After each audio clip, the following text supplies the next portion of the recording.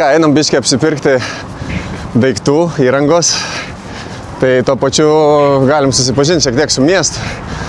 Tai Punta Arenas yra daug kur šaltiniuose traktuojamas kaip piečiausias pasaulio miestas.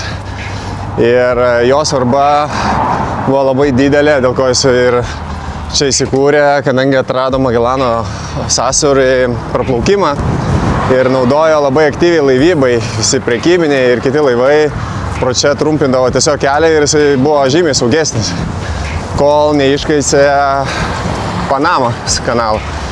Tada jo reikšmė stipriai sumenko, bet žmonės, kadangi vis tiek yra labai glaudžiai susiję su jūra, tai tiesiog pakeitė veiklos pobūdį. Ir dabar ką jie čia daro? Žvejoja? Žvejoja daugiausiai, dar prieš 600 metų labai buvo čia vienas tokius taškų, kur banginių medžioklės taškus. Centras toks. Centras, jo, bet kadangi čia nežinau tiksliai kada uždraudė tą dalyką, tai dabar liko žvejyba pagrindė. Ir avių ūkiai, kur eksportuodavo į Angliją. Daug dabar sakė, tas verslas irgi truputėlį nebepelningas, bet iš principo daug avienos eksportuoja, gamina ir fermų daug, už tai tokias matosi laukose daug fermų ir daug žvejybinių laivų kapinių ir panašiai.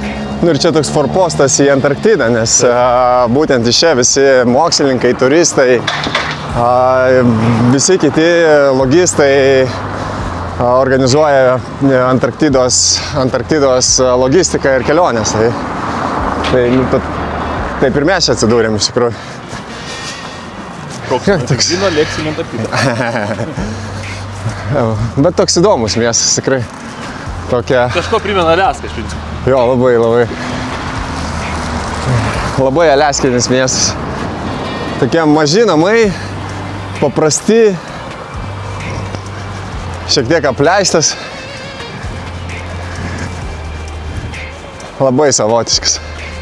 Mes čia dabar ne centre, aišku, esam, bet ir centras nebaisiai čia skiriasi. Nu ką, gruodžio 6, rytoj įskrendam, šiandien turim daiktus atiduoti už poros valandų.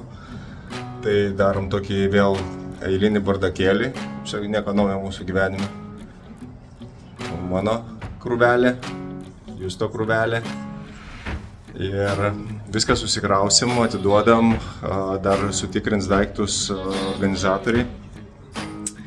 Ir jeigu viskas praeis, tada įkrauna juos į lėktuvą, o mes su savo asmeniniais daiktais jau lauksime lėktuvo, kadangi orai čia keičiasi labai greitai ir staiga jie ten stebi prognozes, pagal tai priklausys, kad gali ten prieš valandą tiesiog atsiųs žinutę, kad greitai nešat kailį į oro uostą ir skrendam, nes paskui užsidarys langas. Tai dabar, žodžiu, būsim kaip ant adatų, kai viską atiduosim.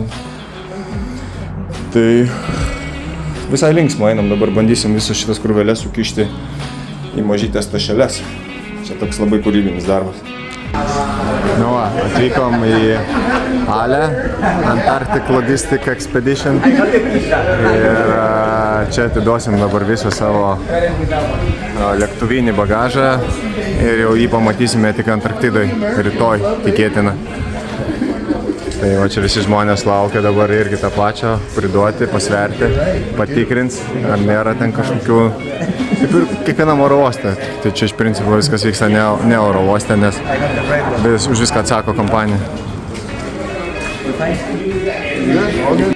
Pridavėm lagaminus, jau dabar ramia širdim galim laukti išvykimo, turim bilietukus. Varome Antarktidą. Rogės paruoštas, Justas paruoštas. Fainai. Liko jau visai nedaug.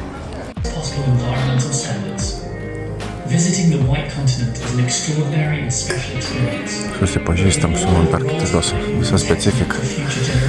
Didelis briefingas.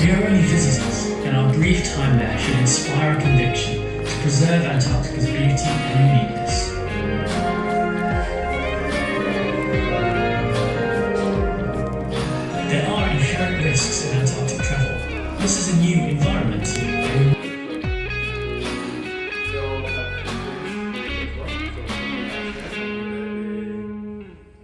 They're all professional. signals, about information or distance, so ask them. If not, ask any of us. Feel free to send any questions, they can ask me anything. Jo, yra tokių specifinių taisyklių, papasakojo apie stovyklą, papasakojo tokių, kas negalima dalykai, o iš tikrųjų yra ir aišku daugiausia dėmesio vis tiek skirta pirmiausia tai švarai.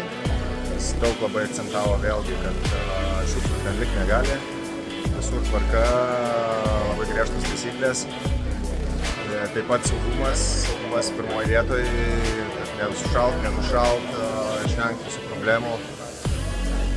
Ir aišku visas tas rytojaus važiavimas, kad visa tvarka, kadangi visur viskas yra gana greitai, labai organizuotai, ko nepamiršti, ką pasiimti, kaip su tašėm, tai tiesiog kaip vaikam prieš tai bando įkalti smegenis, kad nebūtų